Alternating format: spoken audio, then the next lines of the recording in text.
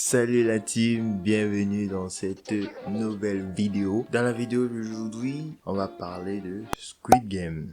Squid Game en fait est une série qui est sortie dernièrement en septembre, je crois le 17 septembre je crois. Ouais, vous allez certainement vous demander mais pourquoi toi tu nous parles de séries et tout. Vous savez, la chaîne est là pour vous donner des astuces, pour qu'on parle d'actualité, de tech et aussi de plein d'autres choses. Donc si je trouve que le sujet est vraiment très important de partager avec vous, pourquoi pas. Ici c'est une chaîne de fun et on partage tout, sont mes frérots, même des caleçons et peut-être même nos couilles.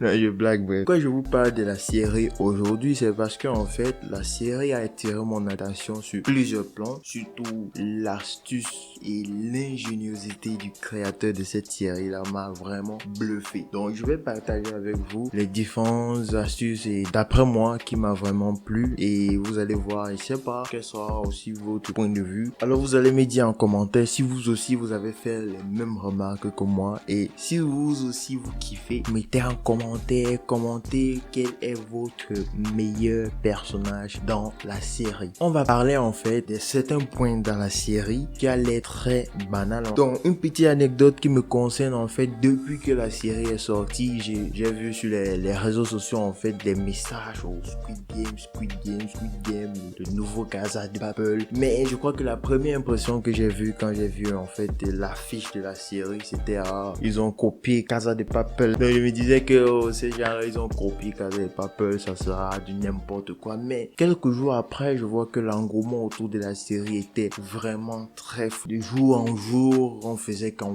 parler. Je me suis dit, peut-être ça peut être quelque chose d'intéressant. Donc je me suis dit que je vais essayer de voir, aussi de regarder la série, pour essayer de voir un peu, mais pourquoi les gens sont aussi galvanisés par cette série là, qu'est-ce qu'il y a derrière. J'ai commencé par la première épisode et laissez-moi vous dire que j'ai été bluffé.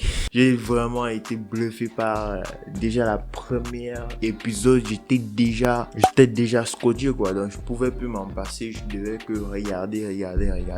Mais j'ai un autre problème, c'est que je déteste regarder des séries qui n'ont qu'une saison. Vraiment, s'il y a des personnes qui détestent aussi regarder des séries qui n'ont qu'une saison, mettez en commentaire, ça casse les pieds, non? Parce que imagine que tu vas regarder la saison 1, la saison 1 te plaît bien et qu'ensuite tu es obligé d'attendre un an pour que la deuxième saison sorte. Ça rend vraiment fou. Donc c'est déjà que tu vas te retrouver en train de faire des recherches sur Google. Quand est-ce que sortira la prochaine saison de telle série? Revenons maintenant aux différents détails dont je parlais dans la série. Donc quand vous voyez ça, ou encore ceci, ou encore cela, ça ne vous dit rien. Vraiment, les gars n'ont pas cherché loin. C'est sûr que les gars se sont dit, les jeunes d'aujourd'hui en fait ils sont plus accros aux manettes que à la cocaïne. Je me dis, ils ont pris les symboles de la PlayStation comme référence en fait. Ça semble banal mais c'est une idée de génie. Avec l'ampleur que les jeux vidéo ont pris aujourd'hui, vraiment c'est vraiment une idée de génie. C'est un vrai coup de maître. Un autre fait qui a rendu la série totalement populaire, c'est l'addiction au jeu. Depuis le début de la série, depuis la saison 1, vous voyez même déjà le personnage principal qui est accro au jeu de hasard, et lorsqu'on vous dit qu'il y aura une récompense à la fin et tout, vraiment ça fait pire. Ils se sont basés sur le fait que les jeux en fait, que ce soit les jeux vidéo, les jeux hasard, peuvent être vraiment addictifs pour ceux vraiment qui ne savent pas se contrôler. Ils se sont basés sur ça pour pouvoir créer un univers tout autour, et c'était vraiment génial. C'est vraiment un coup de maître, parce que durant toute la série, désolé pour ceux qui n'ont pas encore vu la série, je fais le maximum pour ne pas vous spoiler, mais si vous voulez voir la série et que vous n'avez pas encore de compte Netflix ou que vous n'avez pas d'abonnement, c'est simple, vous avez la possibilité de gagner un abonnement, mais pour ça vous devez liker la vidéo, vous devez vous abonner, vous devez activer la cloche, vous devez me suivre sur Instagram, Florian Kingsman, et je vais choisir 2 gagnants, toujours dans la liste des choses qui rendent la série totalement addictif jusqu'à ce que le grand Jeff Bezos dit qu'il a hâte de connaître la suite. À la fin de chaque épisode, en fait, on a vraiment envie de vouloir connaître la suite. Qu'est-ce qui va se passer ensuite?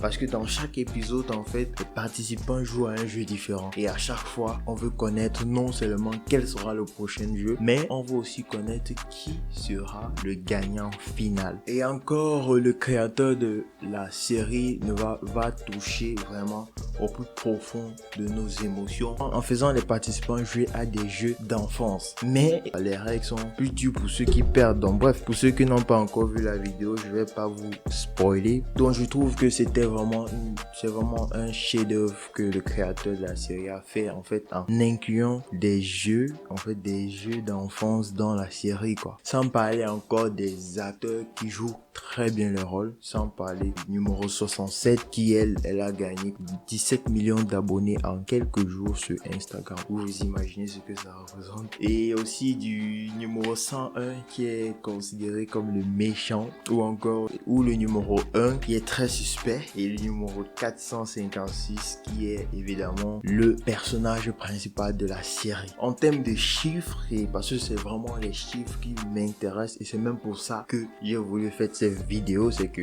65 millions de personnes ont regardé la série pendant les 28 premiers jours de la sortie de la série. Et en plus de tout ça, la série est classée comme la deuxième série la plus demandée au monde. Imaginez, et peut-être même la première dans peu de temps, qui sait. Cette fois, on va s'intéresser en fait à la vie du créateur parce que c'est exceptionnellement pour lui que j'ai fait cette vidéo parce que son parcours est juste énorme. Donc, je ne vais pas parler de son parcours général parce que ça va prendre énormément de temps dans cette vidéo, mais je crois que je ferai une prochaine vidéo pour parler spécifiquement de son parcours parce que son parcours est juste inspirant. Évidemment, dès que la série est sortie, on a voulu savoir qui est le créateur de cette série. Et on tombe sur le créateur de la série Squid Game et on se rend compte en fait qu'il a écrit la série depuis 2008. Et en fait, qu'est-ce qui se passait? Ce qui se passait, c'est que personne ne voulait produire sa série. Vraiment, il partait ici, on le rejetait, il partait là-bas, on le rejetait, on disait bref, ton idée est nulle, bref, c'est nul à chier, c'est de la merde, mais qu'est-ce que c'est que ça, toi? Oui, donc j'ai vraiment envie de voir la tête de ceux qui l'ont repoussé. Il n'a pas perdu espoir et voyez où il est aujourd'hui. C'est juste un chef-d'œuvre sur le plan international. Donc c'est juste pour vous donner une petite leçon du genre que peu importe votre idée ou vos objectifs, les gens autour de vous ne peuvent pas apprécier, mais si vous croyez en vous et si vous croyez en vos objectifs, vous allez réussir. Donc croyez en vous, croyez en vos objectifs, travaillez pour vos objectifs. Je crois que cela va vraiment se réaliser. Likez, partagez, activez la cloche pour ne rater aucune des vidéos et on se dit à la prochaine. Peace.